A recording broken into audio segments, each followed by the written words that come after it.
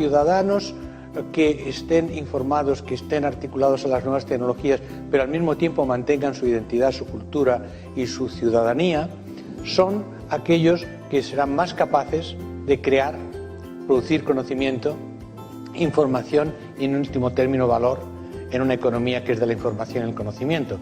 Bueno, yo la verdad discutiría el concepto de sociedad virtual, sociedad real. Creo que la virtualidad en la que vivimos es una de las dimensiones fundamentales de nuestra realidad. O sea, vivimos con Internet.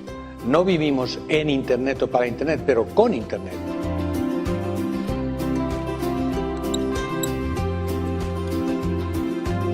We're in a moment of time in which our society is undergoing profound and prolonged change. Technological change, cultural change, economic change, political change, and education has to prepare kids not for the world that was, but the world that will be.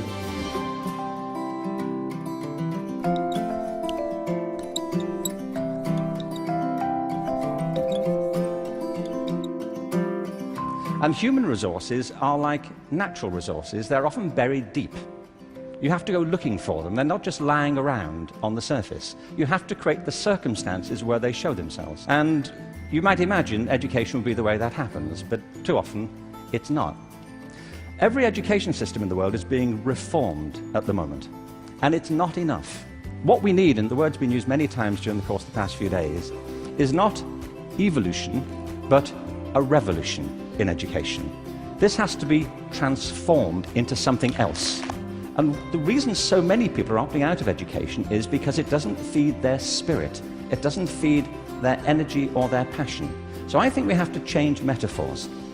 We have to go from what is essentially an industrial model of education, a manufacturing model, which is based on linearity and conformity and batching people. We have to move to a model that is based more on principles of agriculture.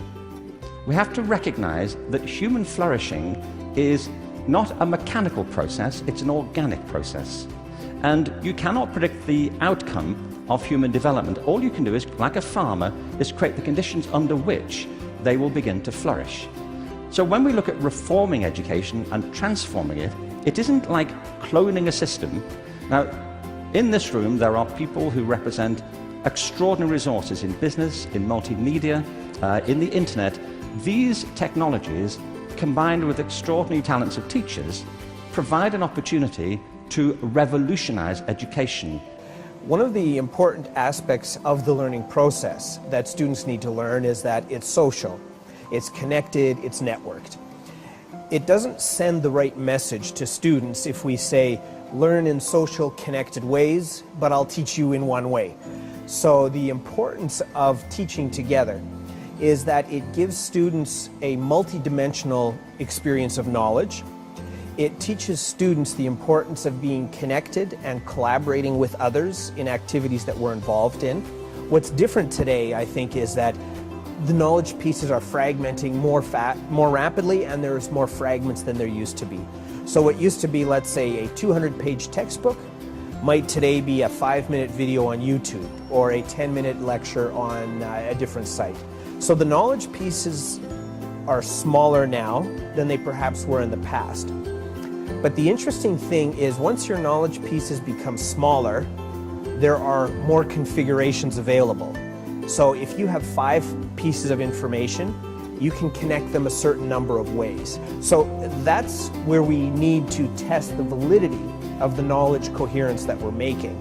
But all of these, again, are part of this process of being network and connected, and we form new ideas and we challenge those ideas through those networks. In a classroom, you can have students start playing with video recordings and remixing videos, and you can teach them how to begin to learn or function in a social network that maybe includes students from other cities. Now, none of these things mean you have to change your curriculum yet. These are all systems that allow you to change the teaching and learning process.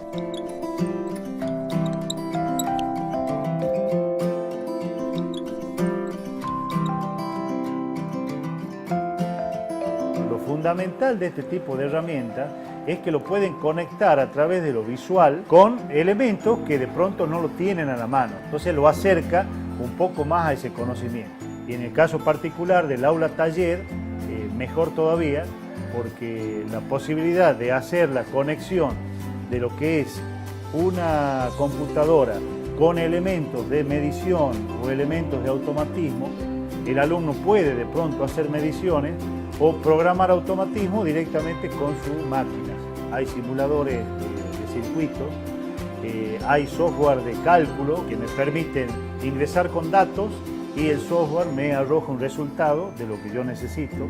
Hay administradores de nuestra escuela que están trabajando sobre la elaboración de nuevos software para facilitar la tarea de enseñanza en el aula.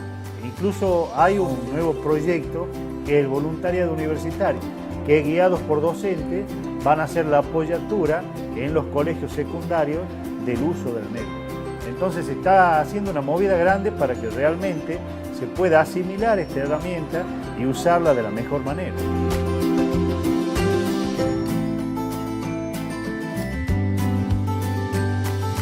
Hello, my name is Judy Harris.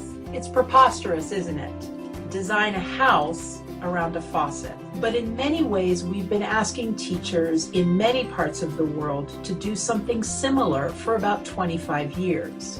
We've been asking them to design learning experiences for students around digital tools and resources. Now, as ridiculous as that sounds, in some ways, it's understandable that we've made this mistake and made it for so long. These tools are incredibly powerful. They have enormous potential for helping students to learn even better and teachers to teach even better. But the problem is when we look to the tools to suggest how we should teach, it's like having a shiny new hammer, because when you have a shiny new hammer, everything can look like a nail. Another way to say this is that the tail wags the dog. When we look to the technology to suggest how we should teach, how we should help students to learn, we have it backwards. Creo que ahí la cuestión a pensar y conversar es cómo la escuela fortalece otras políticas de conocimiento, cómo ayuda a que se hagan otras cosas que las que los chicos ya hacen.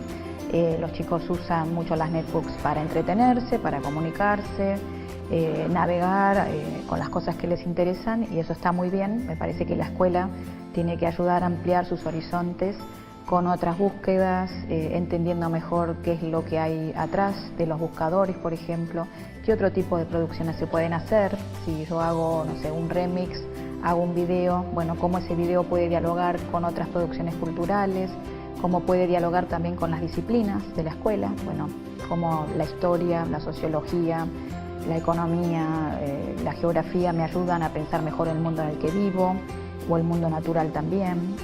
Yo puedo tener muchas cosas a mano, pero si no sé que existen, no las busco. Entonces ahí, si nadie me muestra que valen la pena, que me dicen algo para mi vida, no las voy a ir a buscar. Entonces sí creo que en eso el lugar de la escuela sigue siendo el mismo en otras condiciones, que es el de poner a disposición conocimientos, lenguajes, ayudar a enriquecerlos.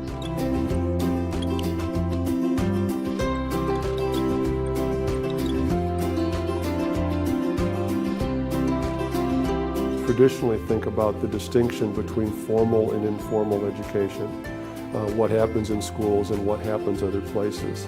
I think increasingly we need to see these things in a relationship to each other and to rethink school activities in relationship to what's happening in these other environments, and in the other direction, for the schools to bring experiences and learning that takes place in these other environments into the classroom and into the school, especially for high school students and adolescents. The idea of a wheel with spokes, with the school is the hub of the wheel, and the spokes connect that hub to these other learning environments.